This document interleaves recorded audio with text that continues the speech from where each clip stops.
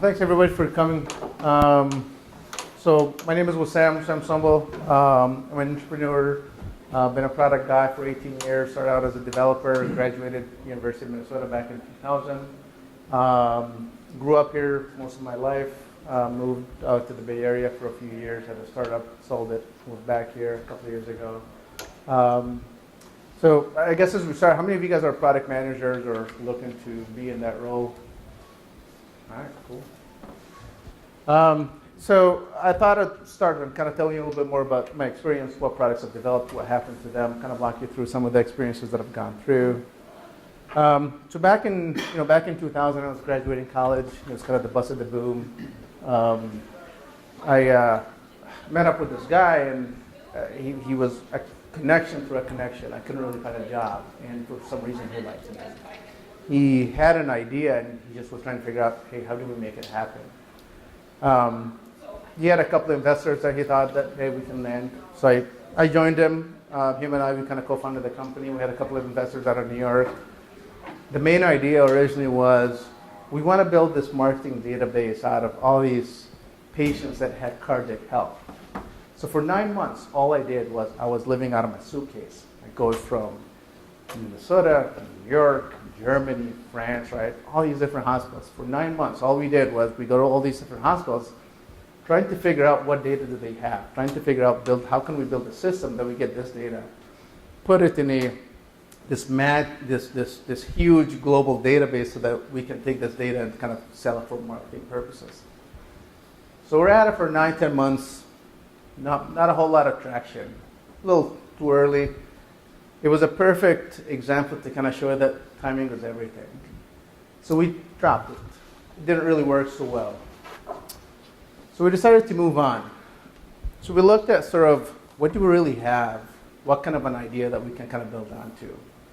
Some of the investors that we had were, doctors, surgeons, cardiac surgeons. And they had started this conference called TCTMD, still fairly small, 60 people, 100 people. But then it was interesting enough that there's a lot of data in regards to like videos, in regards to presentations, that there are a lot of doctors out there in the world that kind of they want to get engaged. It was a new era for like the stent market. So we're like, why don't we build more like a library website, tctmd.com. And that's all we do, right? We make it more of a library database where everything we presented at TCTMD, we post it, abstracts coming in. We can run like small trials. So we did. For 7 months, that's all we did. We worked with our medical directors, we worked with the sales team. 8 months later, we launched tctmd.com, and it was a success. And we learned a lot from it. We learned a lot through how do you take an idea to be a true product. We walked through the whole process by getting the right ideas from our doctors that were going to use this and our end users. So after that succeeded, we're like, you know what, that's kind of cool. Let's hire some people to just support that product, and let's figure out what else can we do as part of this larger company. So still, within the whole medical device industry, there was a need for post-market studies. And people were doing it like on paper, Excel sheets. And so we were able to go out and pitch the idea to people like J&J, Medtronic, Boston Scientific. And we were probably the first company out there that built a website that all you really did was allow people globally from all over the world to capture data for patients for most post-market studies. It was great because we have probably one of the largest databases, 1 million patients in 3 years across the world. In 2013, we sold Global View to a company called PPD, and we sold tctmd.com. And then for a couple of years after that, I just kind of worked at a couple of local companies, did some analysis, ran a data management group, and then I started my own consulting company. And the idea of my vision was I just lay low, be a consultant, hire some people as we go through, move forward, do implementations. but then the product in me just kind of kept itching, right? So as we go into these companies, we go in and we learn more about their problems. And then what we do is, we could have really kind of kept consulting and made more money, but I was like, you know what, let's see, how can we productize this issue? So we do, right? We'll figure out what the problem is. We put together a prototype. We pitch it to the management team. They like it. We sell it to them. We move on to the other product. So we did that for about 6 years. And then January 2013, we sold our company. And then I moved on to another company, and I was heading their products team. It's a company called Remedy Informatics. Their idea was still healthcare, medical organization. The idea was more about biospecimen data, if any of you know much about it. A lot of companies and a lot of universities, what they do is they would have freezers, and they would save those biospecimen data in those freezers. But then they want to contract those those biospecimen data to folks that are actually doing research. And it's a very manual process. Somebody emails somebody an email, I'm looking to buy this, how do we do it? So we productized this whole idea by figuring out, can we automate this process where we link all these different hospitals together, figure out what they have in their freezers, build a biobank within the system, then allow different companies to buy it through the website and then conduct research on it. And then in 2015, the company was bought out by Merck. And then over the past couple of years, I've been just kind of consulting, kind of lay low. The whole startup thing, and it's been, it's a roller coaster, as some of you might know it. I moved from the Bay Area a couple of years, like I said, so I thought, I'd love to do something a little bit more here and be a bit more engaged. So I thought I'd give this talk about product management, talk a little bit more about what I've learned, product management really is, and what should really the idea be around it. So what is really product management, right? So as we look at product management, it's how you really kind of define your vision for this product. How do you own this thing, right? What is the value out of it? How are you going to make a difference? The usability is a huge piece of this puzzle. So when you look at this image right here, the UX design, the technology, and the business, you're at the heart of all this. The business, because you're trying to figure out what is really the vision. What is this product going to do? It's almost like you're starting a new company, right? What do you want your company to do? The technology is the one piece that's really kind of back you up to kind of build this vision. And then the UX design. Don't ever underestimate design, because the usability is going to either make you or break you. So from a product management perspective, product managers, they drive 4 main things: their vision, the strategy for that product, the design for that product, and the execution. And you can think of it, all of this, almost as a company. Your product is a company, and you're the CEO of that company. When I look at these 4 quadrants, I kind of think of people that, that I read a lot about, right? So when we read about Mark Vanoff, his vision has always been, people buy software a lot, and, they spend a lot of money, but then his vision was always to automate it, right? If I can take this and not make you spend a whole lot of money on the infrastructure, automate that process, why not? You look at Salesforce.com right now, right? It's not just a CRM tool. It's a tool that you can take and you can build onto it. As we look at strategy, right? Jeff Bezos. His strategy has been amazing, right? How can, it's always been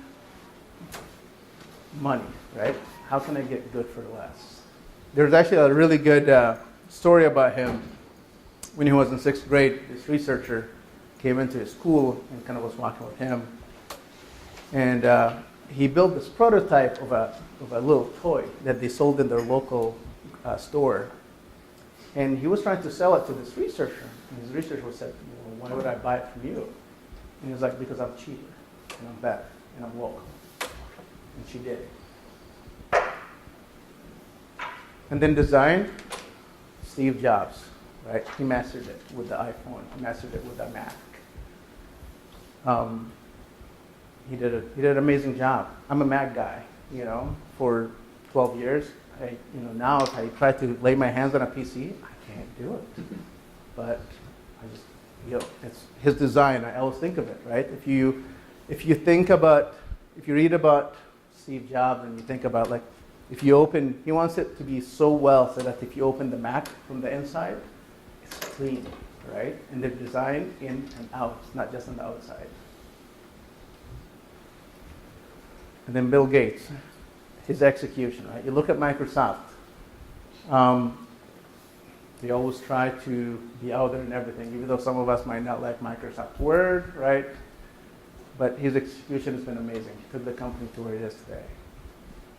So when we talk about the vision, when I think of a new product, right, or I try to lead a product, I'm always thinking about how can I change the world, or how can I change that group of people that I'm trying to solve this, develop this product for. It makes a huge difference, right? When they build the cars, changed our lives, right?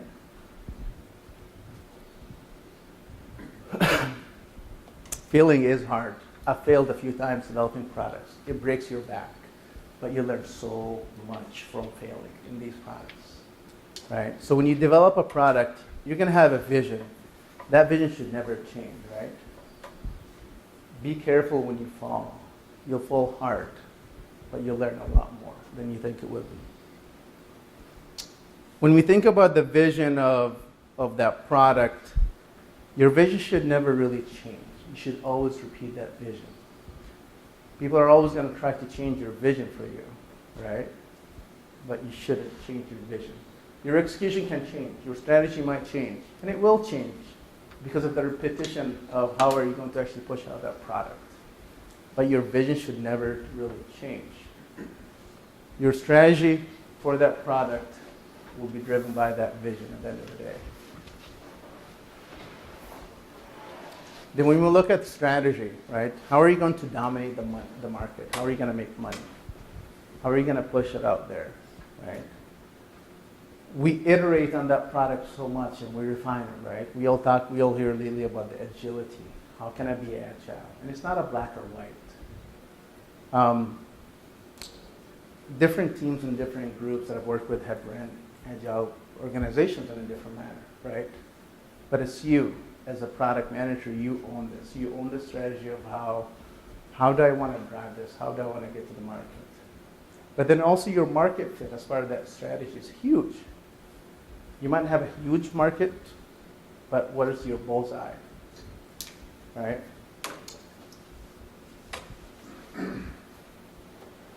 I took this from an Amazon slide, and I kind of like it a lot, right? If you look at this, so growth is kind of the heart of everything. How can we grow? And their strategy has always been the customer experience. If any of you remembers Amazon.com when it first came out versus today, huge difference, right? As we actually develop engines nowadays, search engines, a lot of times we actually go back to Amazon.com. We're like, hey, I like how this acts. And you reference it a lot. So if you look at this, their strategy has been, we drive traffic to customers. Customer experience is going to drive us more traffic.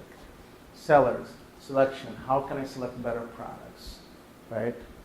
Lower cost structure, right? So as we define sort of what the cost really is for Amazon, they try to beat the market. Lowered prices always kind of feed back into the customer experience. So, when throughout the startup experience that we've done, everybody's always talking about put together a business plan. And then when I moved out to the Bay Area, it was like an eye-opener. Nobody talks about business plan at all. If you ever try to go to anybody with a business plan, they'll throw it back to you like, I don't read a business plan. Because you know what, your business plan is so strict. But the way you develop the product is going to change over time. You might think about it one way today, but it's going to change because you're going to learn what you don't know. So we always thought about, and we've done this, right? So you put together your pitch presentation, right? 10 PowerPoint slides. Your vision still should never change. But then the way that you're going to go after it is going to change. Because you might go to one investor, they're going to beat you. They're going to ask you a lot of questions that you didn't think about. You're going to go back. You're going to modify your pitch deck. Right? It's always going to change. Some of the some of the main items that we kind of focus on as we kind of put through these are your target audience. Who are you really going to build this for? You might have a huge audience that you want to build it for. That is your bullseye, right? Who's the main initial target audience that you're going to go after? You might not get it right the first time, and most likely you won't. But you have to iterate. You have to ask the right questions. One of the things that we learned as we kind of walked through this is the problem that you're solving. A lot of times if you go out and you ask point-blank questions, you're not really going to get the answers that you're looking for. So you have to figure out what are the right questions that I need to ask to figure out if I'm solving the right problem or not for this product. Your value proposition. What value am I giving these users? Am I giving my customers? Am I going to make them change 10x, 20x, 5x, or not? 5x? Not bad. 10x? That's really what you want, right? And then your differentiation. Most likely there are other companies doing exactly what you want to do, but they might be doing it better. Think about MySpace versus Facebook, if any of you remember MySpace. And then the competition, right? How does the competition really kind of deal at it? How are you going to compete in the market? And then your acquisition. How are you going to get more users on your system if you need to? And then the monetization. How are you really going to make the money? So those items are kind of a lot of the main pieces that we kind of walk through as we're thinking about a new product. I might not be perfect at everything, but I need to know something about everything. I need to know what I don't know, because at the end of the day, I'm the CEO of that product, and I'm the one that is going to help either make it or break it. If I don't have the right pieces, I need to go out and find out what are those right pieces and how do I make it happen. So target audience, right? So who's really your ideal customer? So one time we developed this product, and the idea was there's a lot of data out there. How can I make it easier for users to get at this data? Who's going to use it? Pharma, biotech, medical device companies. But then as you run through this, you're like, oh, the idea is good, but then the problem is I don't have my bullseye yet, right? It's so broad of an idea. The vision is still there, but the way that I need to execute on it is so broad. So how can I figure out that initial target audience, and how can I figure out where to grow from there, right? So what we did is we kind of pulled back, right? We pushed out the product for a little bit, and then we pulled back for a little bit. We went and we talked to more clients to figure out what exactly are you really looking for. One of the biggest problems that I've noticed with some of the startups is you have a product, you have an idea, you go out, you build it, and then you try to sell it. But a lot of times that kind of leads you the wrong way. Unless you can actually go and talk to the clients and walk them through, here's the idea, what are your pain points, how can I solve it? It'll hit you harder, right? So what we did through this product is we took it back out, we went and we thought, let's segment this, right? Let's talk to the medical device companies, let's talk to the pharma companies, let's talk to the biotechs, and figure out what are some of the problems that each one of them have. Which one can I really solve first? And we found one, right? We found the medical device industry. They can use what we have out of the box. We can enhance more to get them to buy in. And we thought, you know what, that might not be a bad idea. Let's focus on that one little piece of that puzzle. Get really good at it, right? It might not be a ton of monetization, but it's going to get you to the point where you can go outwards.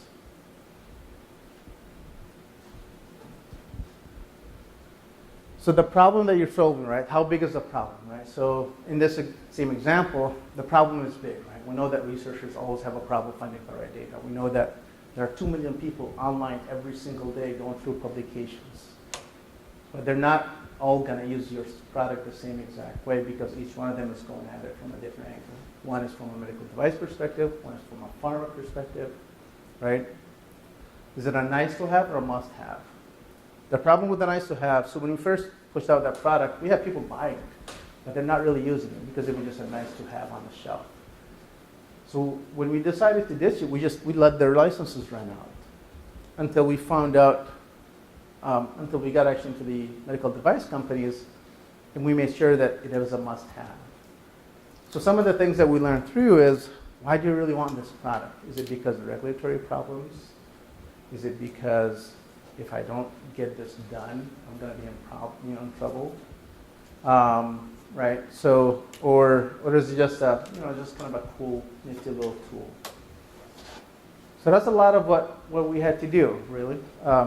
Sometimes you have to start from scratch. And then the value proposition, right? So what value are you giving your clients? Are you saving them money? Are you saving them time? Are you getting them to do things in a more streamlined fashion? And it's a question that we always ask. What is the value proposition?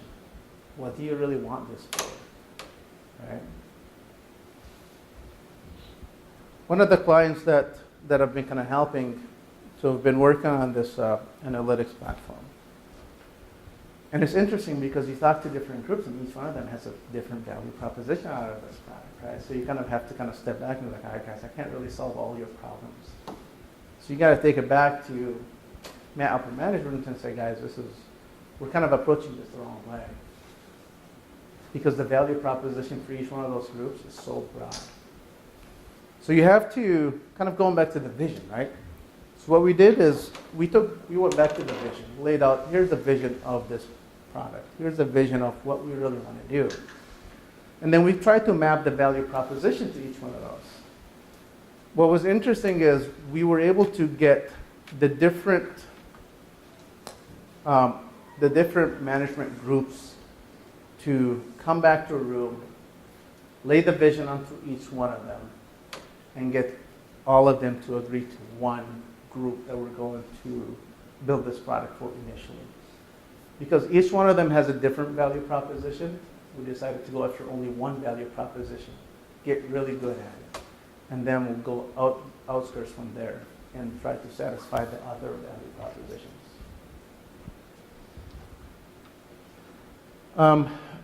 Differentiation. So why is your product really better than other companies?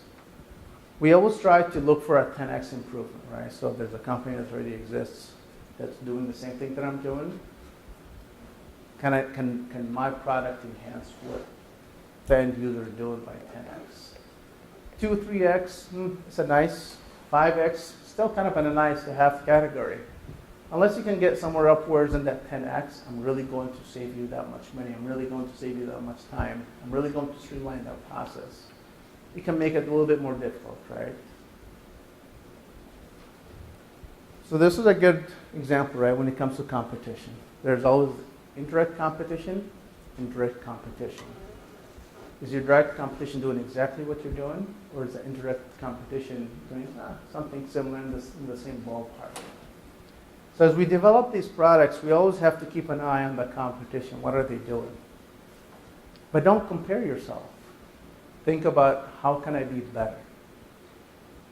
The problem with comparing yourself, you're going to lose sight of your own vision if you keep comparing what you're doing to what everyone else is doing. I think you should have an eye on what's going on around you, but don't make it your main focal point.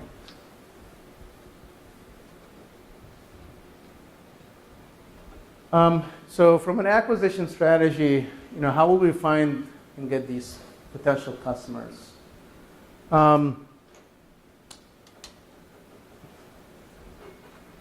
So in almost all my products, it's been different, quite honestly, the acquisition strategy, because it's different from one product to another. When I talk about these medical device products, well, the acquisition strategy is like, I need to go to conferences, need to have a booth, need to get people engaged, need to show them, need to talk about it. But then when we talk about, e-registries or things that are kind of more towards researchers, it might be your SEO, right? Maybe you need to figure out what is a good SEO plan, what is a good marketing plan. So the strategy is really going to be different. And can you make it cost effective to your users, right? How can I get them engaged? Is it price that's going to get them engaged? Or is it user usability?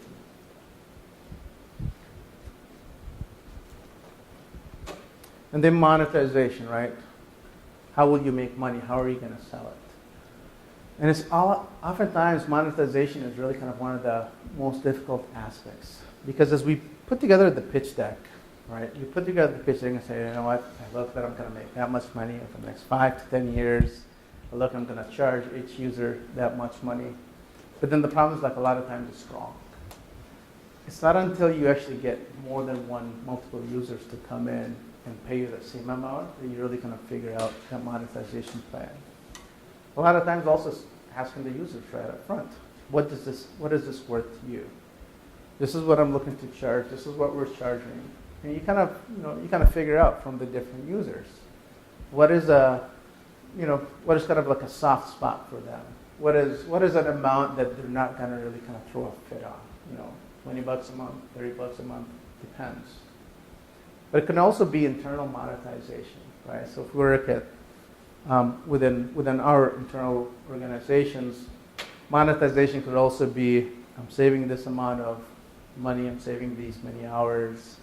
So we also kind of think about it from that aspect. How much money is the company going to really make if I develop this product and I push it out? How are we going to really kind of configure that within the company? And then KPIs. Figure out what your success criteria is. 6 months, I need 10 users. 12 months, I need 25 users. Whatever that really is. And it really, once again, it really depends from one product to another. So a lot of times when I talk to people about products, they're like, oh, I want to build this product. It's going to do this, it's going to do that. I want it to be like state of the art. So one of the things that I always tell them is like, well, you really got to walk before you run. Build something small, keep it really as simple as you possibly can to show your users, to get them engaged. You got to leverage best practices, right? Do a small prototype, whether it's an HTML pages, whatever it really is, to get them engaged, because you're going to learn through that experience with these users.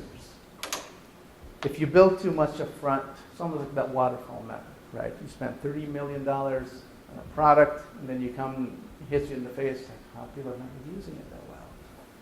So that's one of the things that we've learned through some of these products. The first product, that Global View product that I was talking about earlier, when we first built it, it was literally just simple HTML pages and JavaScript in the background and Perl. That's all it really was. We kept it as simple as we possibly can in just a MySQL database. We kept it as simple as we possibly can for an entire year until we figured out, okay, this is making money. And that's when we started to kind of pour in about, a couple of $100,000.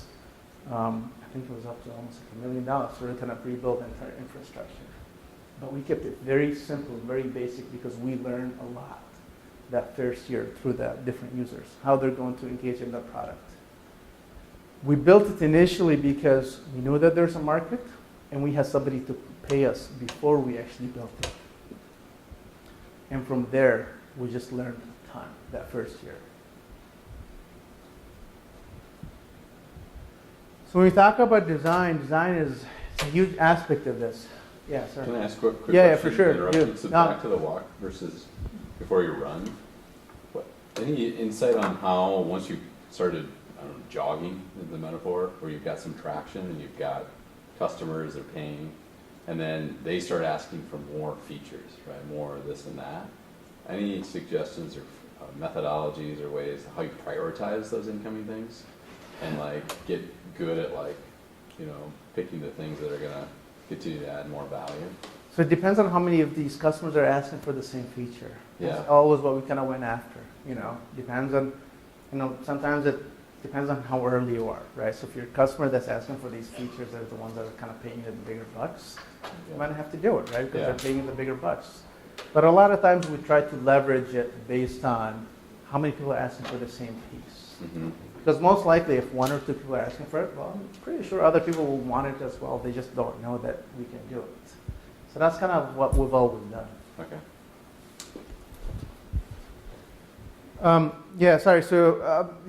So back to the design, right? So the usability has been a huge aspect of this, right? Can I get the users kind of more engaged? How can I get them more engaged, right? So when you look at nowadays, You guys remember Google Maps when it first came out, right? I thought it was like the sweetest thing on earth. MapQuest was before it, right? It was like, MapQuest was, it's cool. But Google Maps, they killed it, right? And up till today, I still use Google Maps. No matter what phone I have, or on my computer or whatever, it's still Google Maps. And they killed it that first point when they came on. You look at Macintosh, right? They kept iterating. And all this, customers were driving all this. Customers were the ones that were saying, we want this, we want more, right? And without the ability for us to sit with our customers and figure out what is it that they really want, we might not really build something that is sellable.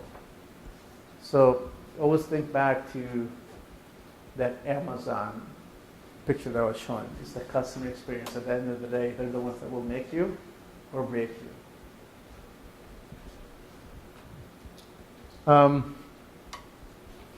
An idea is cool, but always keep in mind you have to believe in what you're building. Because at the end of the day, if you believe in it, you're going to drive it. Don't believe in the solution, but believe in the problem and why you want to solve this problem. So that's kind of been really kind of one of the biggest, it's really one of the biggest aspects of your vision, sorry. Why do you believe in what you're trying to solve?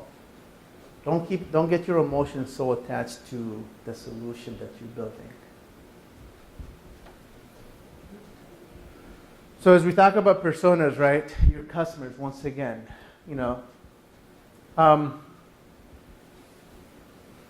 you really have to, as a product manager, you need to figure out your personas, your fictional users that will use your product. In what manner are they going to use your product? How are they going to use your product? Excuse me. What business value do they get out of using your product? Who these people really are, right? Is it a client manager? Is it a salesperson? What's their job on the road, right? Speak to these people. Find out real people that you can actually sit down with them and talk to them. If any of you kind of heard, so LinkedIn, for example, right? LinkedIn, most of these companies will do this, right? They'll figure out their personas first. And then they'll bring people in. They'll interview them over and over and over again. LinkedIn, for example, right? So they built this tool for Sales Navigator, right? And that's exactly what they did. They brought in all these different salespeople, and they kept questioning them, asking them all the time, what's your pain point? Why are you using this? Why are you not using that? So also kind of figuring out, as part of these personas, figuring out the right set of questions that you need to ask. So your personas is a huge piece of that puzzle as well, because at the end of the day, you're developing for them. A couple of quotes here that I really like a lot, right? So if we look at Steve Jobs, the customers, they don't really care about you, right? I completely believe it. They don't really care about you. They don't care about your product, your service. At the end of the day, all they really care about, how are you helping me, right? What value are you adding for me? What are you giving me as part of all this? Another one that I kind of have here. So if any of you guys don't know Richard, he's a life coach. He kind of blogs a lot. But I saw this and I thought it makes sense, right? Truly understand your customers. Sit with them. Talk to them, right? In one of the companies that we built, we had this customer. They only paid us like $10,000 a year, right? But we didn't really care. For 3 months, that's all we did is sit with them. We were at their office every single Friday for 4 hours. That's all we did. We just sat with them, figured out what their problem is. We pushed out a product that they like it, but it's not really, it's not user friendly. But we were so dedicated to what we wanted to build, and we believed in what we wanted to do, that's all we did, right, for 4 months in a row. And it wasn't about the money at the end of the day, because we know money will come later. But we had to figure out, what is that usability? What does it look like? So even though we go through all this, right, so execution is kind of, how are you going to execute on this? Prototypes, right? You need to figure out what your prototype really looks like so that you can engage your customers. Kind of iterate on this product, right? So figure out your iteration strategy. So a lot of times what we've done is like we'll put together a small prototype before we go out and sell a product. And we'll go engage a customer and say, okay, here's what we want to build. And it's all based on a problem that we know of. But then we keep iterating on that prototype, whether, once again, if it's just HTML pages, something as simple as you possibly can, so that you can get their feedback quickly. And then once they get to a point where it's like, yeah, I like this, I like what you're doing, then we take it back to the shop, we build something that is actually usable. We push out a beta out for them, and then we engage them through that beta aspect, right? We get them to use it, we get them to give us feedback, and throughout that beta process, we learn how to build a better product. But as you believe and your customers like you and they see that, hey, I'm dedicated to you, they'll be in the ride with you. And that was really kind of one of the biggest pieces that I've learned as well as part of these startups and the products that we've done is your users. Make sure you engage your users every single way of the road. Don't build something because you feel like, yeah, I like this idea, it would be cool. You might want to, if you do it, just do something simple. Get people engaged first. Make sure that they want to use it.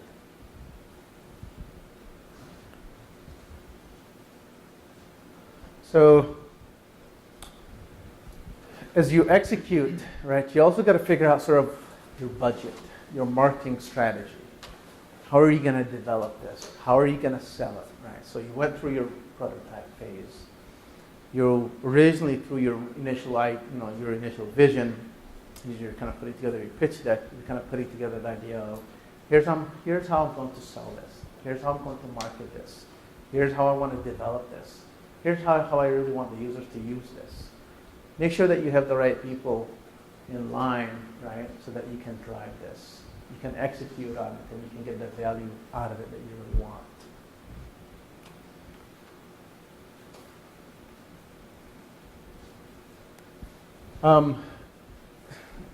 So I kind of touched on this for a little bit, right? So from a product management perspective, so once again, so be the CEO of your product.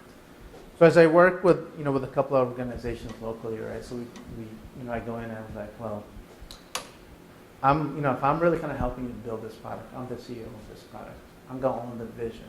We're going to walk through it together, but I'm going to own the vision. My tech lead becomes almost like my CTO for that product. While I have the vision, he's there to back me up from a tech perspective. He's there to back me up to figure out how are we really going to do this together. Make sure you have your development team with you as well throughout this path. Make sure they understand what is your vision, what are you trying to do. Help them learn what is the problem that you're really trying to solve, and why are you trying to solve it. A lot of times we found out that if the developers really kind of learn a lot about this, they're going to help you develop a better product. If you piecemeal them bits and pieces of your product, you might not really come up with the design that you really want. So I'm really big on making sure that the dev team knows everything from the get-go. And then find a balance, right? So the goals, demand, competition. So once again, back to the competition, right? So don't let the competition kind of oversight you, right? You know what they're doing? That's about it. Your vision's still your vision. A lot of times we look and see as to how are these guys really executing on their product and how can I make it better? Still the main vision. We still talk about the vision with our clients every single time. We talk about the vision with the sales and marketing folks every single time to make sure that it's almost engraved in them that this is the vision. Don't talk to anybody else about it. I don't mean it that way, but don't let anybody else sway your vision away. It's your vision. Your vision should never change. Your execution will change. Your strategy will change. Your vision should never change. Think now and beyond, right? Think about how can I sell it now, and how can I sell it later. So once again, so as we kind of look at what we build, we think of who's my direct client right now, who am I going to sell it to right now. But then once I sell it to them, who else can I go out and expand and sell it to? So in the example that I was just talking about, we figured out from the research aspect, I'm just going to focus only on the medical device companies because I know I can do that need right now. But I also know once I sell it to them, once I get good at it, I know how I'm going to go out to the different aspects. Think about it different buckets. Can I fill each one of those buckets in a row, right? Don't try to fill all the buckets at once, because you're going to really hurt yourself, right? The clear communication with product development, right? So make sure that they're with you throughout the way. Make sure you communicate with them. Hey, this is the vision. This is what we want to do. This is where we really want to go. Advantages. Make sure you understand sort of what advantages are out there for your product. How can I sell others? Focus on sales and understand your customers. So if you notice, a lot of what I've talked about right now is customers and sales. Because at the end of the day, they're the two pieces that will really make your product. Customers, you need to have them with you throughout the entire way to guide you. Here's how we want to use the product. Give them something, piecemeal them something so that you can get quick iteration. There's a reason why we do 2-week sprints or 3-week sprints or whatever, right, from an agile perspective, because we want that quick iteration. We want to figure out what issues they're having right now and how can I solve it? How quick can I solve it? If you look at Tesla, actually, it's interesting because Tesla, sometimes if you tweet them a problem, they can fix it within 24 hours, right? So it's quite impressive. How quick can I iterate? And a lot of times this fast iteration is going to feed back into your customer experience. So once again, understanding your customer is a huge piece of that puzzle. It doesn't matter how long you spend with them, but you really need to understand what they want, what they're trying to get out of it. Some of the key skills that we want to make sure that you're, so as I go out and I kind of try to build these products, I try to keep myself a bit well-rounded, right? I'll never be perfect at everything, but I should at least be the jack of all spades, right? Marketing, how can I market my product, right? Who can I talk to? How can I push it out there? Is it, do I need to look, for someone to help me with the SEO? Can I do some of it? How could I blog about it, right? So blog about your product, blog about why it's good, why it's really good. One of the things that I've done in the past, and it has actually served me well, is as we build these products, we blog about them. But we don't blog about them in a way that's like, hey, we're really good, you should come check us out. We talk about, here's a problem, here's what Jane is actually doing with this problem. She'll do this, she'll use an Excel spreadsheet, blah, blah. And then we say, but there's a better way. And here's what this better way really looks like. And it's interesting because people really like this process, right? They see what the problem is. They see what's out there that can really kind of lead them into a better solution. A sense of what will provide you a quick win, right? So as we develop some of these products as well, we figure out what's a quick win for us? What will give us kind of quicker traction so that we can figure out quickly, can we do this? Can we not? Is it really going to help us? Is it not going to help us? So you have to figure out what that quick win is. And a lot of times your customers will tell you right away, this is what I want right now. And you ask them that question, are you going to pay for it? If they're not going to pay for it right now, then it's not really a quick win. It's just a nice to have. But if they're going to pay for it right now, so you ask them that question, so if I do it for you right now, are you going to pay me? And we did that recently, right? I went to a client, we showed them what we had, they're obviously really cool. So we asked them, were you paid? They're like, yeah, we paid. We didn't start development until they actually paid us. And then we did. And they got it. Figure out how to resolve critical issues, whatever it takes, right? So I'm the CEO of this company, right? My reputation means everything. The company reputation means everything. Figure out how do you resolve it. Are you going to sweet talk your clients? Are you going to fix it from the back end? Is your tech developer on board? So you have to figure it out, right? It's your product. It's your baby. Make sure you're, I forgot what I was going to say. So that's, so I'll stop right here. I thought I'd kind of give like 5 minutes at the end. I know that session, I think, go for 50 minutes. So, yeah, so that's, any questions or?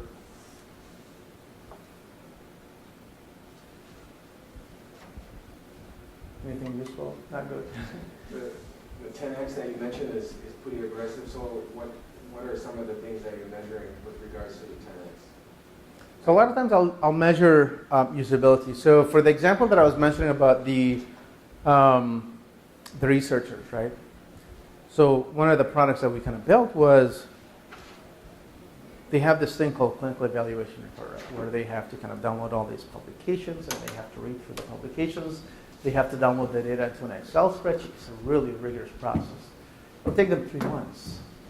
So we developed this product that really kind of streamlined this entire process, and literally it saved them probably about 2 months out of their time frame. So that's huge. And if you think about it, so the way we kind of calculated this is, well, if on average every person you charge for like $80 an hour, you calculate 2 months, $80 an hour, that's a lot of money that they'll save. So that's kind of like an example of kind of how we kind of been looking at it. For the total cycle time, and 10x is reasonable. Yeah, I mean, processing thing that it's not. correct. Yeah. You mentioned you started out as a developer and then moved into product management. Yeah. Can you maybe briefly talk about how you did that? Like, did you have to like go to like some school to learn about product development? Or did you I didn't. It just happened. The first company that I co-founded, I was kind of like a one-man show for a while. You know, I was everything. It was just me and this other guy. We figured out, you know, he had the initial vision, and I kind of drove along with it. And then as we kind of built up, brought out a new product, you know, as you kind of start a different company, you're like, all right, how am I going to make money out of it? Like a lot of these questions kind of came to you. But I've always kind of had it in me, like that entrepreneurial sense, you know, like I've done other things kind of like in the middle, kind of like small little businesses, some worked, some didn't work. But I didn't really, you know, so what I've done a lot is I've looked at, you know, so some of the people that talk about it, I kind of look at like, what they have done, how have they done it? You know, and when I was in the Bay Area, there were quite a few talks that I go to. And, I've taken a couple of classes, you know, on product management, but quite honestly, you take some of these, you're like, you know, it's kind of boring.